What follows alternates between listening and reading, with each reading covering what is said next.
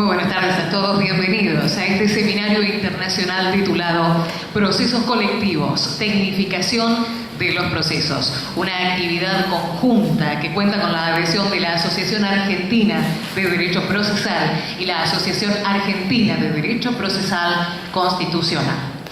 Para no demorar más la actividad, y dado que ustedes tendrán gran interés en escuchar a los expositores de hoy, le damos la bienvenida y también la palabra al doctor Osvaldo Gossaini, director del Departamento de Derecho Procesal de esta Casa de Estudios.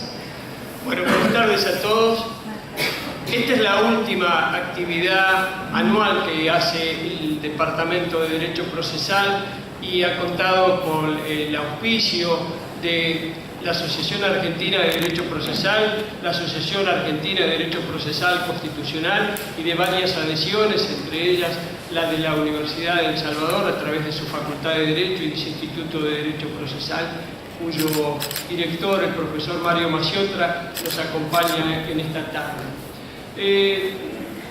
Debo decirles que en esta semana ocurrieron muchas actividades académicas y de otro tenor en la facultad que nos han permitido tener el placer de recibir varios profesores extranjeros. Estamos en tiempo de concursos universitarios aquí en la facultad. Se han desarrollado en varias áreas los concursos. En el área de procesal el día lunes fueron los concursos de titulares, y donde también estuvieron los concursos de derecho administrativo, de derecho comercial, en esta semana los de derecho civil, de manera tal que la facultad está plena de varios docentes extranjeros que han venido a asistir en calidad de jurados de estos concursos de titulares, también de adjuntos y de jefes de trabajo prácticos. Nosotros quisimos de algún modo hacer un cierre del año realizando una actividad que pudiera contar con ellos, pero también aprovechar la oportunidad de dar un cierre haciendo un reconocimiento y un agasajo a muchas de las cuestiones que nos han llevado a tener un año realmente de aquellos que son inolvidables.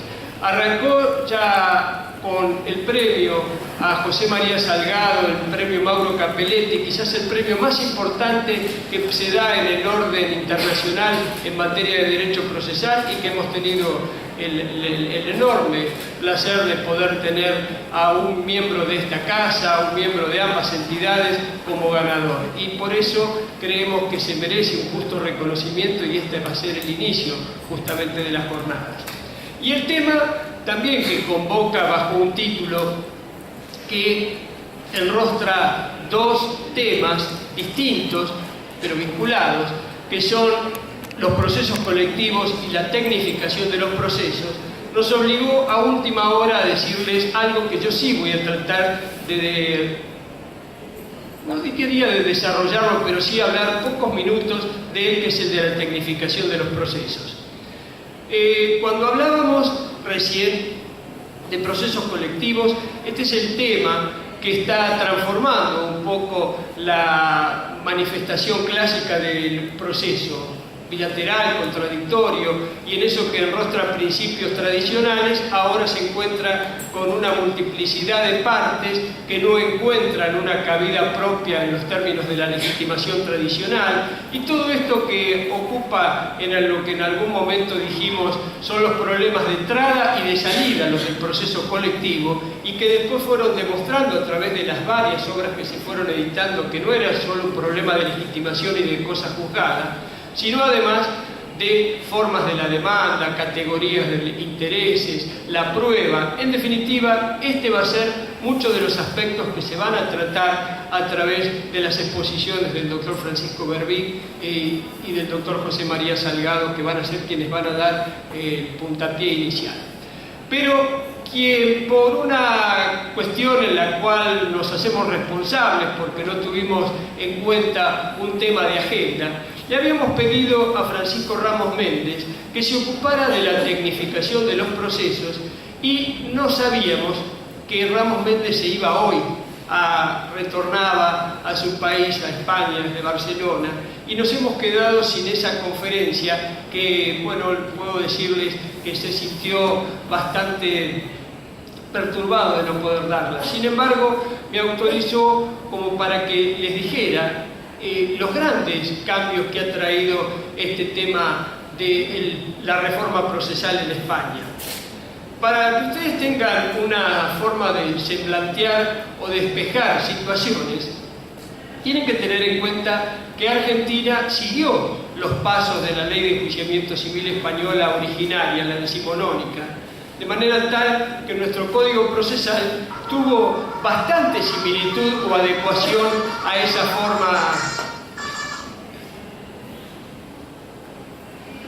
forma de instrumentar ese proceso bilateral, contradictorio, con etapa probatoria a cargo de las partes y con un alcance definido de la cosa juzgada.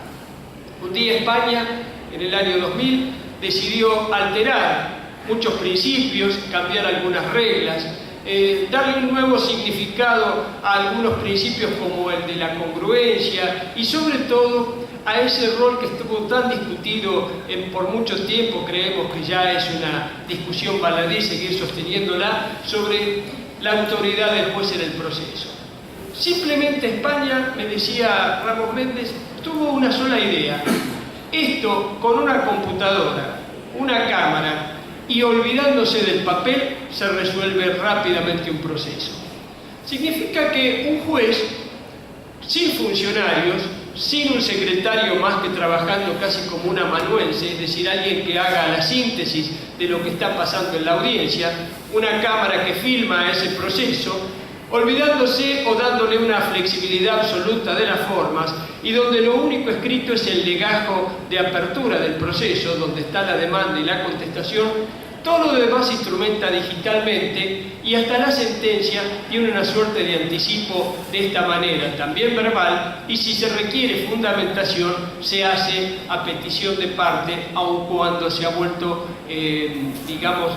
discutible esto en todo el país español, porque en España, en Madrid, se exige la fundamentación y me decía que en Cataluña solamente si a pedido de parte lo es. ¿Y por qué? Porque los recursos son optativos y como la sentencia de primera instancia se hace ejecutable de manera inmediata, esté pendiente el recurso o no, si hay recurso de apelación, la sentencia se fundamenta. Pero ese recurso de apelación, cuyo después se sostiene en la casación, en los argumentos, tiene con una realidad que chocan con la ejecución inmediata sin fianza, con lo cual quien ganó ejecutó de manera inmediata y en realidad ha limitado notoriamente los recursos. Cuando les decía que esta simple tecnificación, una cámara, una eliminación del papel, redujo sensiblemente los tiempos. Lo que antes un proceso duraba 2 años, 6 meses, 2 años y 6 meses, hoy está durando apenas 3 o 4. Los procesos voluntarios no llegan al mes y los índices de recursos han disminuido en casi un 80%. Con lo cual, la tarea de los tribunales superiores ha quedado reducida prácticamente a cuestiones de estricto derecho. Nos decía después Ramos Méndez que una de las cosas que ha tenido importancia antes que la tecnificación es un poco salir del lado de aquella instrumentación formal de las solemnidades. Preguntar como se pregunta en la calle y no como se preguntaba en el siglo XVIII. Interrogar de manera directa, aun cuando pueda ser insinuada la respuesta, lo que no se puede es sugerirla, pero sí se puede preguntarle directamente, diga lo que sabe, cuente y exponga todo lo que usted diga. Y pueden después, si olvidó algo, no se está olvidando de tal situación, es decir, la forma de la técnica de la pregunta también obliga a la respuesta. Y otro de los temas que ha cambiado sensiblemente la forma de los tiempos procesales, el tiempo mejor dicho, son la pericia. Las partes llegan al proceso con las pericias. Claro que son particulares y esto tiene alguna crítica en cuanto al costo que insume desarrollar bajo una pericia privada el proceso. Luego las partes, en el debate oral, controvierten entre peritos que exponen verbalmente sus distintas posiciones ante las partes y frente al juez. Pero lo cierto es que no hay que esperar los tiempos de designación del perito, el entrecruce de puntos de pericia. Lo que hay es sensiblemente acusar cuál es el punto de debate que quiere buscarse con una pericia para luego debatir entre peritos frente a las partes este tema. Es cierto que la reforma del Código de la Ley de Enjuiciamiento Civil fue copernicana. Se abandonaron muchos principios, se dejaron de lado reglas y se ha trabajado más con el concepto de garantías, con lo cual ha surgido también un cierto debate entre el Supremo Tribunal, la Real Audiencia, y el Tribunal Constitucional Español, que sigue tratando de dar reglas, o más que reglas, orientaciones bajo la forma de principios de cómo debe ser el debido proceso, que en España lo podríamos nominar como la tutela judicial efectiva. Y esa orientación de la tutela judicial efectiva resiste mucho la Real Audiencia, también el Tribunal Superior, cuando se trata, por ejemplo, de temas tales como medidas cautelares, por aquello del derecho a la resistencia, la tutela urgente, que también ha encontrado algunas interpretaciones diferentes. En definitiva, también, ¿por qué no?, el derecho al recurso, que si se elimina por facilidad, puede conspirar contra esa regla que está en la Convención Americana sobre Derechos Humanos, pero que fue tomada también del Tribunal Europeo sobre Derechos Humanos. Y mencioné lo primero porque Argentina, recuerden, debió alterar el Código Procesal Penal ya hace varios años, cuando nos dijeron que no existía, frente a las decisiones del Tribunal Oral, un recurso que con facilidad pudiera entrar a revisar la sentencia de condena. Estas pocas cosas que quería manifestarles eran simplemente para que en una jornada como esta nos permita abrir el panorama de lo que vamos a hacer el año que viene. Creo que es el tiempo ante un cambio tan importante como el que se avisora, no solo en materia política, este país va a cambiar seguramente su sesgo que ha tenido hasta ahora, sino también los temas a que se entran en discusión. Hasta ahora el proceso penal ha sido el convidado principal en toda la preocupación de los juristas, y el proceso civil ha quedado un poco relegado, pese a que ha sido el que más intensamente fue trabajado. Así como la Academia Nacional, a través del Instituto de Derecho Procesal que dirige Enrique Falcón, nos está dando muestras activistas y activas en orden a tratar de ir viendo un nuevo proceso de amparo. Ya se dieron pautas concretas a través del proceso colectivo. También es hora de que vayamos mirando que si podemos mantener esta estructura asentada sobre un piso que ha quedado ya totalmente colapsado por la realidad. Está bien seguir trabajando con principios, no entendemos un proceso sin principios.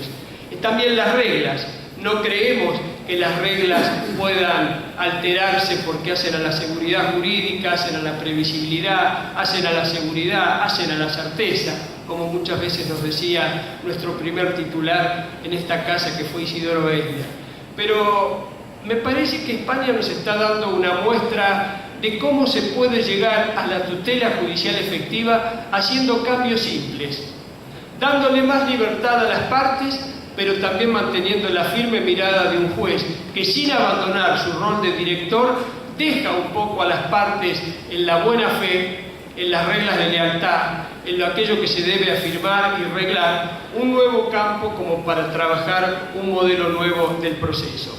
Este es el compromiso que vamos a asumir desde el Departamento de Derecho Procesal y aprovecho la ocasión para invitarlos. Nosotros vamos a mantener durante el año 2016 la costumbre de hacer el primer miércoles de cada mes una reunión de actualización, de perfeccionamiento, de discusión de temas, puntualmente de 19 a 20 horas, como estamos tratando de que así sea, y ustedes ven que en la jornada de hoy hemos apenas alterado por minutos nada más el comienzo, pero esta costumbre de la puntualidad que el código no tiene, queremos tenerla nosotros. Y esa costumbre nos va a llevar a comenzar las actividades del mes de marzo. También El departamento, y ahí ha colaborado mucho la facultad, ha establecido un lazo casi de hermandad con la Universidad Nacional Autónoma de México, la UNAM. Y ya en el mes de abril, del 11 al 13, se van a realizar las 6ª jornadas de intercambio y cooperación, se van a hacer en el Distrito Federal de México, donde en poco tiempo, prácticamente en menos de 2 años, se han llevado a cabo 6 actividades donde profesores del Departamento de Práctica Profesional, del Departamento de Derecho Procesal, profesores invitados, universidades que concurren, como la Universidad de El Salvador, en la Universidad Panamericana y otras que concurren también a estos eventos aquí en Argentina o en México, permitan ir intercambiando ideas. Pero la gran apuesta, la gran digamos, actividad que vamos a realizar es del 26 al 28 de septiembre. El primer Congreso Internacional Interuniversitario, primer Congreso Internacional de temas de derecho procesal, procesal penal, procesal civil, procesal constitucional, porque aquello que nosotros ahora vamos a entrar, según se dice, en un término de suspensión para ver si se pone en práctica el Código Procesal Penal recientemente sancionado, en México ya están con esta discusión porque tienen un modelo similar de contenido acusatorio que les ha traído un cambio tan importante que todavía están en tren de discusión y vamos a colaborar con ese tema. Ni que hablar con los temas nuevos del derecho procesal y del derecho procesal constitucional, donde también los vamos a tratar del 26 al 28 de septiembre. Nosotros hemos tomado ese compromiso de realizar el primer congreso en México, pero el segundo congreso se hará aquí en Buenos Aires, y para ello es importante que estemos todos, para trabajar en conjunto, para ver cuál es esa dinámica nueva de temas y problemas, y en un tiempo así de colaboración, de amistad plena, de interactuar entre asociaciones que no tienen por qué competir, como pareció que fuera una costumbre hasta hace poco tiempo, para mí me congratulo que en esta oportunidad estemos juntos con la Asociación Argentina de Derecho Procesal. Hablo en este momento casi como titular o presidente ocasional de la Asociación Argentina de Derecho Procesal Constitucional, para lo cual mostramos toda nuestra disciplina y colaboración para poder actuar como se ha dado en el último Congreso de Jujuy, en colaboración, con amistad y con la mirada puesta hacia un futuro que nos tiene que encontrar a todos juntos y solidariamente trabajando, como alguna vez nos decía Morelo. Si no vamos juntos de la mano, es muy difícil lograr ideas útiles. Así vamos a dar comienzo a esta jornada, que va a terminar con la paciencia de muchos y que espero que con la presencia de todos, con la última conferencia de cierre que va a estar a mi cargo y también con la del doctor Enrique Falcón, que me va a preceder en unas conferencias sobre los temas puntuales de la jornada de hoy. Bienvenidos y vayamos al trabajo. Buenas tardes. Ante todo, quiero agradecer la invitación al profesor Osvaldo Gossaini, también a mi amigo acá, José Salgado. Siempre es un gusto estar acá en la UBA. Vengo desde La Plata, donde estamos trabajando sobre este tema de procesos colectivos desde hace ya unos cuantos años. El tema que nos fue asignado para conversar un poco hoy con ustedes es el estado actual de situación en torno a esta cuestión. El tiempo es relativamente breve, hay muchos expositores y mucho para hablar. Estuvimos hablando con José cómo combinar un poco esta presentación. Mi idea es plantear algunas cuestiones que puedan servir como una suerte de breve diagnóstico de situación y también, en la medida de lo posible, ¿por qué no?, como una provocación para empezar a pensar esto con un poco más de compromiso y también, como decía el profesor Gossaini, tal vez aprovechando el momento de cambio que se viene a nivel político y a ver si de una buena vez por todas logramos empezar a avanzar como lo necesitamos en este campo. Una primera cuestión que me parece importante destacar es que a partir de la reforma constitucional del año 94, esto es hace ya más de 21 años, nuestros constituyentes tomaron una decisión muy importante al establecer, como ustedes saben, en el artículo 43 de la Constitución, tanto ciertas categorías de derechos subjetivos colectivos, como son los derechos de incidencia colectiva, con una terminología bien criolla, una terminología que no encuentra origen en ningún lado, fue un invento argentino, esto de los derechos de incidencia colectiva, y también legitimaciones colectivas, ¿no? La posibilidad, el derecho, y en algunos casos, ¿por qué no?, el deber funcional de ciertos organismos públicos de promover procesos colectivos para defender ese tipo de derechos una vez que están afectados o en riesgo. Me refiero desde ya al afectado, al defensor del pueblo, a las asociaciones intermedias y también al Ministerio Público de la Nación, que en las recientes leyes, sobre todo la ley de la defensa pública, la nueva ley de la defensa pública, específicamente recepta esta posibilidad, este derecho de plantear acciones colectivas, y claramente la silueta constitucional que se le dio en el 94 en términos de autonomía funcional y autarquía financiera le permitirían jugar un rol muy importante, como es el que juega, por ejemplo, el Ministerio Público en la República Federativa del Brasil, que en algún punto ha sido modelo para nosotros, tanto en lo que hace a la materia de defensa del consumidor, como también específicamente en punto al rol que le cabe al Ministerio Público en un contexto republicano como el nuestro. Esto me parece que es importante señalarlo, a pesar de que sea una novedad, el hecho de que el legislador desde el 94 ya no tiene opción, ¿sí?, sobre legislar o no una ley en materia de procesos colectivos. Esto un procesalista muy importante de esta misma facultad, como el profesor Díaz, lo dejó muy claro: una vez que está establecida la garantía fundamental, no hay opción del legislador. Y esto que parece, insisto, que parece una obviedad, es algo que todavía no ha sucedido. Pasaron muchos años desde el 94, pasaron hasta que llegó el fallo Alavi, ¿sí? En febrero del 2009, el fallo Alavi fue un punto de inflexión en la materia. Hasta ese momento, la Corte y los tribunales inferiores habían rechazado sistemáticamente la presentación de muchísimas acciones colectivas por considerar que el tipo de derecho en discusión no era un derecho de incidencia colectiva. Por tanto, o bien no había causa controversia, o bien no había legitimación, con distintos argumentos, pero básicamente toda la discusión en torno a la naturaleza jurídica o la esencia de estos derechos de incidencia colectiva sirvió hasta el año 2009 sistemáticamente para dejar afuera del sistema de administración de justicia a numerosas pretensiones que involucraban a grupos de personas. Muchos de esos grupos, claramente grupos desaventajados, desprotegidos, tradicionalmente postergados, como lo llamó la Corte en Alavi, que no encontraban, y muchos de ellos todavía siguen sin encontrar, canales de diálogo institucional para plantear peticiones que necesitan soluciones de política pública, que necesitan soluciones colectivas porque responden también a problemas colectivos. La Corte en Alavi, como ustedes saben, es un fallo bastante complejo, es un fallo que fue bienvenido por la inmensa mayoría de la doctrina, prácticamente de modo unánime, y que recibió muy pocas críticas, sin perjuicio de lo cual, con el correr del tiempo, empezó a mostrar algunos problemas. Digo que el fallo Alavi fue sumamente importante, sobre todo desde el punto de vista de lo que significó políticamente. En Alavi la Corte exhortó al Congreso de la Nación, le dijo que estaba en mora, lo exhortó a dictar una ley en la materia, y no solo eso, sino que además estableció ciertas pautas adjetivas mínimas que tiene que tener esa ley en la materia.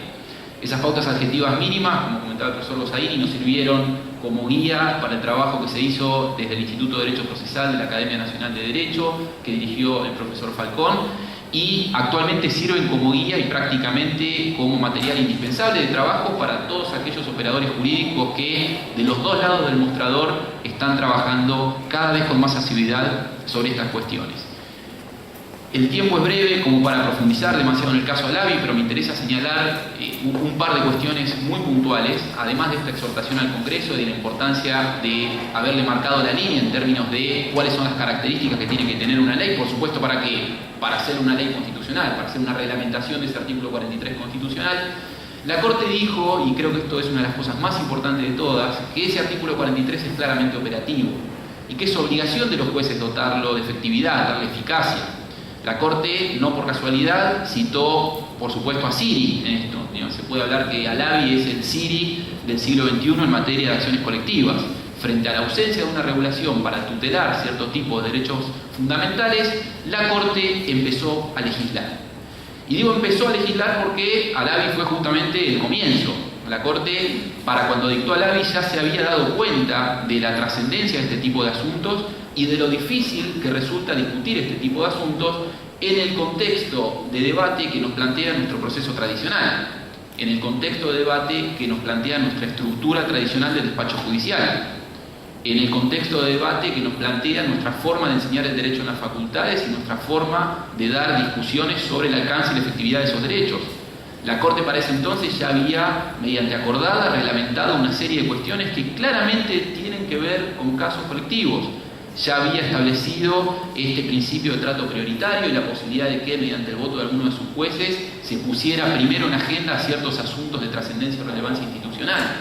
Ya había reglamentado para ese entonces ni más ni menos que la figura del amicus curiae o amigo del tribunal. Una acordada que tuvo, si ustedes recuerdan, una disidencia bastante fuerte en el sentido de que la Corte no era competente, sino que se trataba de una cuestión que debía ser regulada por el Congreso de la Nación, porque a través de eso lo que se estaba era incorporando un nuevo sujeto procesal a la discusión. Pero claro, frente al vacío legislativo en la materia, frente al ingreso cada vez más importante de este tipo de causas dentro del sistema judicial, la Corte empezó a ver que le faltaban elementos para resolver, que le faltaba tener un mayor aporte científico sobre algunas cuestiones que ya no son solamente jurídicas, porque este es otro punto que me parece importante destacar si tenemos que plantear, como les decía, aunque sea a modo de provocación, el estado actual y la necesidad de tener una ley en la materia. Los asuntos colectivos que hoy se están discutiendo en el Poder Judicial son jurídicos desde ya, que son asuntos y son conflictos jurídicos, pero tienen muchas dimensiones que no son jurídicas. Los conflictos colectivos que hoy se están planteando en sede judicial tienen una dimensión social, tienen una dimensión política, tienen una dimensión económica muy importante. La Corte, para cuando dictó a LAVI, también había creado la oficina, no, fue posterior, la oficina de análisis económico. ¿Sí? ¿Para qué? Para pedirle un dictamen para saber cuál es el impacto económico de sus fallos. Todo esto, sumado a la acordada sobre audiencias públicas, sumado a la reciente acordada sobre el registro público de procesos colectivos y una reglamentación de dudosísima, por decirlo menos, dudosísima constitucionalidad en términos de qué es lo que tienen que hacer los jueces antes de comunicar la existencia de un proceso colectivo a la Corte, el registro de la Corte. Lo cierto es que este tribunal ya se dio cuenta y ya se había dado cuenta de la importancia, la trascendencia y lo delicado de discutir estos asuntos, como decía Capelletti, de tratar de hacer una delicada cirugía con el hacha de un leñador. Entonces, el estado presente de situación en torno a los procesos colectivos es un estado sumamente delicado, es un estado sumamente peligroso. Y esto lo digo con absoluto convencimiento, porque también tengo el absoluto convencimiento de que las acciones colectivas no son solamente una forma de desactivar conflictos, como a nosotros nos enseñaron tradicionalmente en la facultad, que era la finalidad del proceso judicial, ¿no? Si uno se pone a ver cualquier manual tradicional de derecho procesal, va a encontrar que el proceso es un mecanismo de debate desarrollado en torno a ciertas reglas frente a un tercero independiente y imparcial, que sirve ¿para qué? Para resolver conflictos. Están las otras discusiones, ¿no? Sobre si es para hallar la verdad, para otras finalidades, que creo que esto Talujo lo ha trabajado muy bien y lo ha dejado muy claro. Lo cierto es que el proceso es una herramienta de desactivación de conflictos en una sociedad democrática. Pero estos procesos colectivos han demostrado ser mucho más que eso. Han demostrado ser, sin lugar a dudas, una herramienta de participación política directa en el sistema democrático, con mucha mayor incidencia y con mucho mayor impacto que las propias herramientas de participación directa que se reconocieron en la reforma constitucional del 94, y ni que hablar con el hecho de ir a poner nuestro voto una vez cada tanto en una urna. Si ustedes se ponen a repasar muy rápidamente solamente algunas de las decisiones que ha tomado la Corte en asuntos colectivos, se van a encontrar con un fenómeno que se está empezando a estudiar cada vez con más asiduidad en toda Latinoamérica, porque es un problema muy común en toda Latinoamérica, que es el fenómeno del control de constitucionalidad y del control de convencionalidad de políticas públicas. ¿Qué significa esto? Esto significa que a través de las acciones colectivas se puede correr el ámbito de discusión de asuntos colectivos que tradicionalmente, ¿dónde se discutían y dónde se resolvían? En las arenas políticas con representación política mayoritaria. ¿Sí? La agenda pública, las prioridades en materia de política pública eran decididas sin ningún tipo de injerencia de parte del Poder Judicial por el Poder Legislativo y por el Poder Ejecutivo. Esto es, los dos estamentos de gobierno que tienen una representatividad política directa y mayoritaria justamente para hacer eso. ¿Qué es lo que ha empezado a suceder con los procesos colectivos? Ya no son más el Ejecutivo y el Legislativo los únicos responsables de la agenda pública. El Poder Judicial empezó a participar en esa discusión de una manera muy clara y muy concreta y muy directa. Por ejemplo, resolviendo la constitucionalidad de la Ley de Integración del Consejo de la Magistratura. Por ejemplo, resolviendo el caso FAL sobre cuáles son las condiciones de acceso al aborto no punible en las situaciones del 86 del Código Penal. Por ejemplo, resolviendo el propio caso Alavi. No se olviden que Alavi declaró inconstitucional por una ajustada mayoría de 4-3 con respecto a la cuestión procedimental, pero sobre el fondo la cuestión ya había llegado firme al Congreso, a la Corte, desde la Cámara, pero lo que hizo el Poder Judicial en Alavi fue declarar inconstitucional para todo el grupo destinatario de una ley, de un decreto reglamentario, una norma que había sido sancionada casi con la unanimidad de los votos del Congreso. ¿Se acuerdan? Esto tal vez no lo recuerden, pero la ley espía, la famosa ley espía que se declaró inconstitucional en Alavi, había sido sancionada en la época de los secuestros express, Marcha Bloomberg y demás, en ese contexto. Una ley que había sido votada por una inmensa mayoría del Congreso, por integrantes del Congreso de todos los partidos políticos.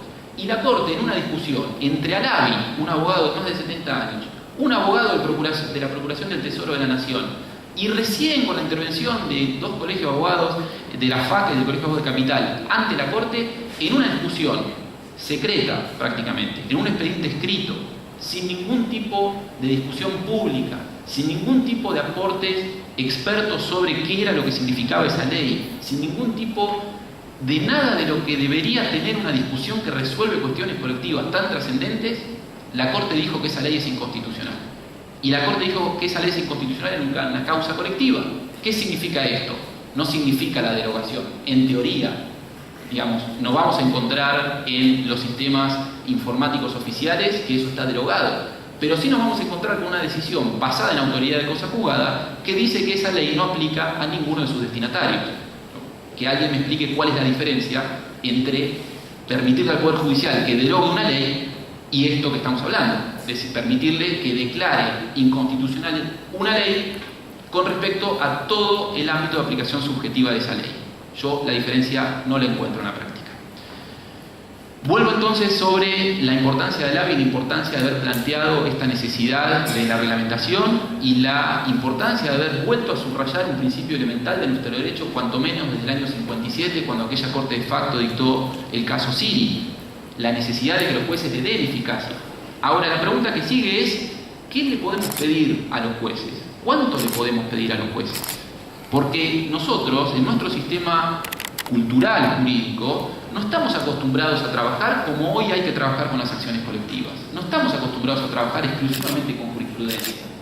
Nosotros necesitamos que los jueces tengan un respaldo mucho más sólido, un respaldo de derecho positivo, para que puedan realmente gestionar este proceso, este tipo de procesos como corresponde. El problema, como les digo, es que a pesar de la gravedad y la trascendencia de este tipo de asuntos colectivos y a pesar de lo que significa en términos de legitimidad política de las decisiones que se toman con respecto a estos conflictos colectivos, se ha trasladado el ámbito de discusión, pero no se ha abierto el debate como corresponde. ¿Sí? La Corte comenzó, como les decía, desde hace muchos años, desde hace unos 12, 13 años, pero fundamentalmente a partir de Alavi comenzó a dictar una serie de fallos y una serie de reglamentaciones orientadas en este sentido. Algunas de las reglamentaciones, como les decía, de dudosísima constitucionalidad. Pero lo cierto es que la Corte desde allá arriba está viendo lo que está pasando abajo, porque le están llegando los expedientes y los expedientes no están llegando limpios. Y están llegando expedientes con asuntos de enorme trascendencia social, política y económica que no han tenido la discusión que deberían haber tenido. Y cuya decisión por parte de un poder que no tiene legitimidad política directa y mayoritaria es una decisión que difícilmente tenga legitimidad política frente a la sociedad. Yo creo que estamos en un momento de encrucijada, en un momento donde, vuelvo con lo que decía el profesor Gossaini, este cambio de signo político que va a haber en el gobierno, esta es una de las cuestiones, creo, más trascendentes que tiene para resolver en el campo de la justicia. Es una realidad que la justicia penal ha sido tradicionalmente la vedette de la reforma y siempre que se habla de reforma judicial y siempre que se habla de justicia se habla de justicia penal, pero nos estamos olvidando que la justicia civil ya no es más la discusión del daños y perjuicios por un chapa y pintura, ya no es más la discusión de un asunto de medianería. La justicia civil, entendiendo por civil lo no penal, lo contencioso administrativo, laboral, civil, comercial, hoy es el destino de los fondos públicos. Hoy se está jugando la asignación presupuestaria de un montón de cuestiones en manos de personas, como son los jueces, que no fueron elegidas para eso. ¿Creo yo que no pueden los jueces intervenir en este tipo de asuntos? De ninguna manera estoy diciendo eso. Yo creo que el Poder Judicial tiene un deber constitucional fundamental de controlar la convencionalidad y la constitucionalidad de las leyes y actos administrativos que determinan las condiciones de posibilidad y el contexto de actuación de ciertas políticas públicas. Lo que estoy planteando es que necesitamos hacerlo de otra manera. No podemos seguir permitiendo que el Poder Judicial tenga tanto poder, tenga tanta posibilidad de decisión en el contexto de discusiones, insisto, secretas, oscuras, por tanto muy permeables al lobby, muy permeables a perderse en la burocracia del Poder Judicial, muy permeables a no tener legitimidad frente a la sociedad a la cual están dirigidas. Esto es un poco un panorama muy general, podríamos hablar de muchas cuestiones, si hay oportunidad después para las preguntas, gustoso de contestarlas, pero por lo menos sirve como presentación y para volver a la carga una vez más con algo que tanto con José como con otros colegas y amigos venimos trabajando hace muchos años, insistiendo en la necesidad de una buena vez por todas, de hacernos cargo de esto, de decirlo bien alto y de hacernos cargo de esto, no seguir haciendo como el avestruz y establecer reglas de debate claras y adecuadas para el tipo de conflictos que hoy está resolviendo el Poder Judicial. Que insisto, una vez más, no son los conflictos privados para los cuales fue pensada la estructura del Poder Judicial de nuestro país. Son conflictos colectivos, son conflictos de enorme impacto y son conflictos que hoy se están resolviendo a través de un expediente escrito, con un debate entre muy pocas personas, sin inmediación prácticamente con el juez, sin audiencias públicas, a espaldas de la sociedad. Muchas gracias.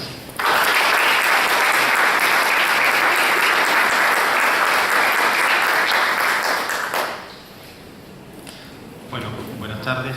Que nada, agradecerle al departamento, Osvaldo, Zaini, a la facultad, esta jornada, a la Asociación de Derecho Procesal, a la Asociación de Derecho Procesal Constitucional, a todos ustedes que han venido.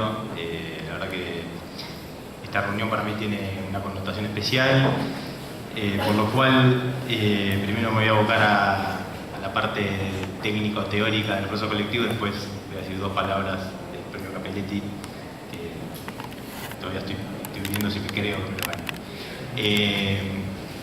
Cuando decidimos, bueno, con Pancho ver sobre qué tema hablábamos, en un marco de tecnificación de procesos, yo dije, bueno, hablemos de los institutos imprescindibles para que se pueda desarrollar un proceso colectivo, dado que, como él, la verdad que en una excelente posición marcó, digamos, no los tenemos.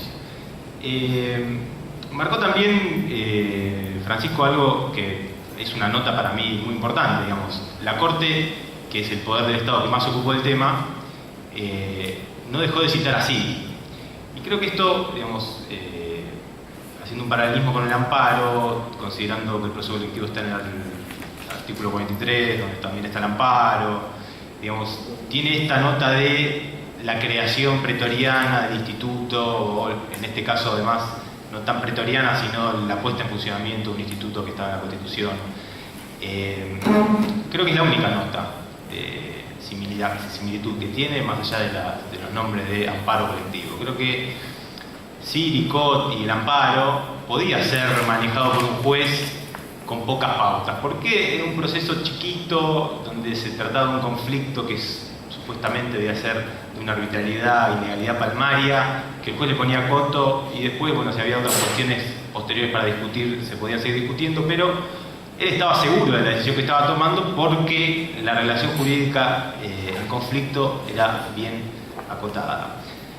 Claro, yo creo que pasando esta primer pauta de esta creación, esta puesta en funcionamiento de la Corte, lo demás es todo muy distinto.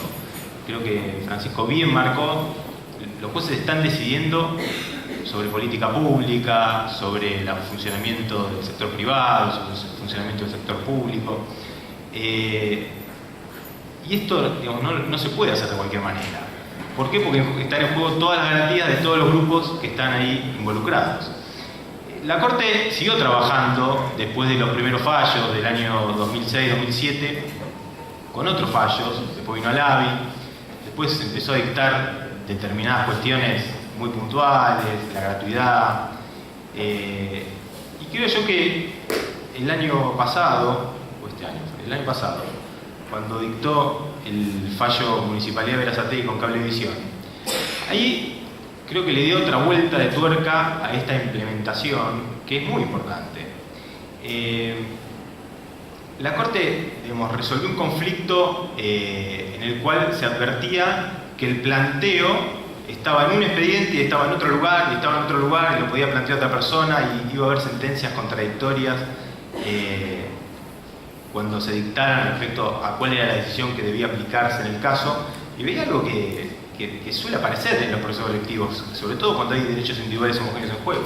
Está el choque entre el derecho de uno con el derecho de otro. ¿Qué sentencia tengo que seguir? ¿La de aquel tribunal? ¿La de este? Si las dos me pueden vincular de alguna manera. Obviamente sigo la que a mí más me gusta, y creo que esta no es la idea de la Administración de Justicia. Entonces, ¿yo por qué digo que la Corte dio otra vuelta de tuerca a esta implementación de los procesos que, digamos, hasta ahora no han merecido ninguna ley, no obstante todos los proyectos que se han trabajado, ¿no? Porque creo que al decidir crear un registro de procesos colectivos, eso ya de por sí es dar otro empujón, determinó qué cosas los jueces tenían que informarle a ese registro en cada uno de los procesos colectivos que estaban en funcionamiento. Esto era lo mismo como decir, si me lo tenés que informar, antes lo tenés que hacer. Y si antes lo tenés que hacer, te estoy diciendo cómo va a ser desarrollado un pleito de esta naturaleza.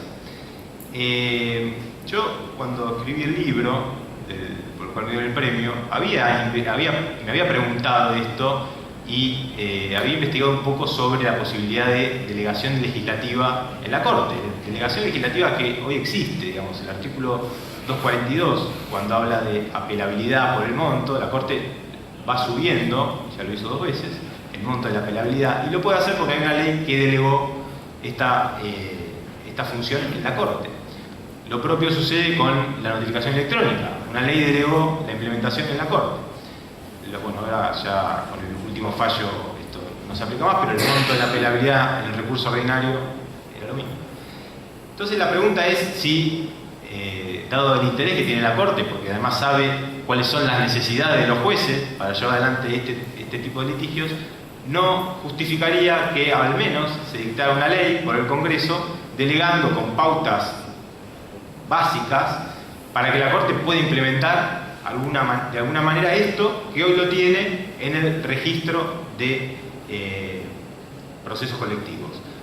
¿Qué tiene que comunicar un juez a la Corte cuando abre el proceso colectivo? Fundamentalmente, algo que es lo más importante para mí, digamos, es que es la certificación del proceso. Porque si no, fíjense ustedes que cualquier planteo en términos de conflicto colectivo ameritaría que se generaran los efectos propios de un proceso colectivo respecto de otras causas.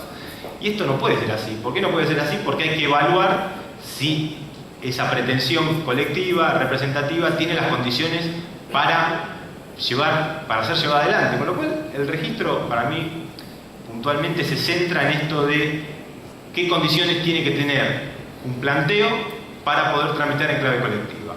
Entonces la Corte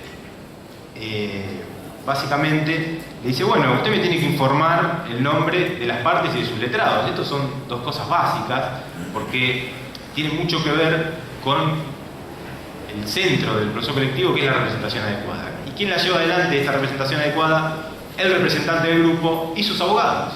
Tanto la llevan adelante que muchas veces la condición de adecuado representante del grupo la completan, la llenan o la tienen mucho más los abogados que el propio representante, es decir, ese legitimado extraordinario del párrafo segundo del artículo 43.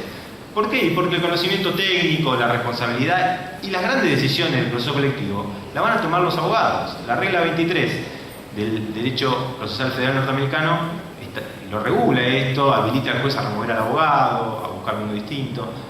Entonces la Corte le pone, me tiene que informar quiénes son las partes, quiénes son los letrados. ¿Quién es la clase involucrada en ese conflicto? ¿Qué es lo que va a determinar la extensión subjetiva de la decisión que en un futuro se tome? ¿A favor o en contra? ¿Cuál es la descripción que el juez ha hecho de esta clase? Fíjense que esto es totalmente distinto a lo que ocurre en un proceso bilateral, adversarial, político-social, donde la parte decide, es aquel que viene por derecho propio, por apoderado. Acá, esa noción de representatividad, uno la hace mediante la descripción del grupo involucrado en el conflicto. Esto, de cara a un registro, tiene que ver con la comunicación que van a poder tener todos respecto a cuál es el conflicto que está en juego en ese proceso. Identificación del objeto de la pretensión, descripción sucinta, clara, precisa del bien colectivo que se trata, o en caso de intereses individuales, de la causa fáctica o normativa homogénea. Si se pide intervención al Ministerio Público, y todo esto con carácter obligatorio, ¿cómo se van a cumplir las notificaciones? Creo que es un ropaje que ha encontrado la Corte para imponer hacia los tribunales inferiores un mecanismo de regulación del proceso colectivo, al que además le van a faltar otro montón de institutos que también son necesarios establecer, como por ejemplo la cosa juzgada. ¿Qué efecto va a tener? ¿Hacia quiénes? Digamos, las cargas de ese proceso, los incentivos de ese proceso colectivo, que son totalmente distintos a los del proceso individual. Y esto, la única manera de hacerlo es por ley, porque un juez no se puede poner, cuando empieza un juicio, decir cuáles son las reglas de ese juicio. No lo hace. La Corte lo hizo excepcionalmente en Alavi y en toda la secuela de procesos colectivos, la solicitud de exclusión, la acción colectiva pasiva. ¿Quién puede pedir medidas cautelares? ¿El juez puede dictar medidas cautelares de manera oficiosa o no? Todo esto es algo que es cotidiano en las discusiones de los procesos colectivos. Creo yo que, no obstante ello, y que hay que reconocer todo esto, estos avances que ha tenido la Corte, creo que la Corte también, como lo mencionaba Pancho antes, tiene buenos y malos ejemplos de trámites colectivos, porque muchas veces, como en lo que caemos todos en esto de haz lo que digo pero no lo que hago, digamos, hay procesos donde la Corte ha tomado decisiones que trascienden a las partes involucradas, donde no han tomado noción de si hay o no representatividad, y además ha fallado diciendo la ley no respeta la representatividad constitucional, pero no se preguntó si en el caso se estaba respetando esa representatividad respecto de todos los sectores involucrados. Y esto también es materia de todos los días en los fallos. Creo que eso hay que repensarlo, así como hay que repensar si todos los avances que no solo tiene el registro público de procesos colectivos, sino las otras acordadas que también aplica la Corte, como los amicus curiae, las audiencias públicas, respecto de este tipo de conflictos, son exclusivas de la Corte, o lo pueden utilizar también los tribunales inferiores. Es decir, no debemos pensar que la Corte es el único tribunal capacitado para resolver este tipo de conflictos. Sería imposible que lo hiciera. De hecho, ya en Mendoza delegó el cumplimiento de la decisión en otros jueces. Creo que, para ir cerrando la parte de los procesos, vamos a, digamos, si esto sigue así, si el Congreso, no sé si sigue sin un paro, vamos a caer en la paradoja de que en los procesos de discusiones de políticas públicas, todos estos que estamos mencionando, va a haber un proceso de discusión de política pública sobre una ley de proceso colectivo, digamos, que es como el proceso del proceso. Creo que eso puede ser un final de esta cuestión. Y para cerrar, lo que quiero decir del premio Capelletti son dos cosas. Una muy personal, que es esto de que no creo muy bien todavía que yo lo haya ganado. A veces lo pienso y digo, esto me lo dieron a mí. Y que, como me dijeron alguna vez, alguien me dijo, esto es justicia divina, porque alguien conoce, digamos, todo lo que el esfuerzo de trabajar, estudiar, escribir, dar clase, llegar a eso de una manera así artesanal, por llamarlo de algún modo, creo que por eso no termino de creerlo demasiado. Y después, desde el punto de vista colectivo, ya que esto es de proceso colectivo, creo que hay algunas notas de este premio que primero lo recibí en una jornada de jóvenes procesalistas, y creo que también es algo de reconocimiento no solo a un libro, sino a un grupo de trabajo, con Francisco, que también estuvo en Estambul, Jorge y otras personas que me han acompañado en un camino muy largo, Enrique, Osvaldo, muchos de los que están acá. Que tuve también el reconocimiento en el Congreso de Derecho Procesal, que la Asociación de Derecho Procesal para mí es algo muy importante. Y hoy con todos ustedes, la verdad que la Facultad de Derecho, donde estudié, donde doy clase 3 veces por semana, y todo lo que esto significa. Creo que para mí esa es la recompensa, es algo para compartir con todos, que todos sientan un poco parte de este premio y nada, yo la verdad que estoy muy contento y bueno, les agradezco mucho que estén acá.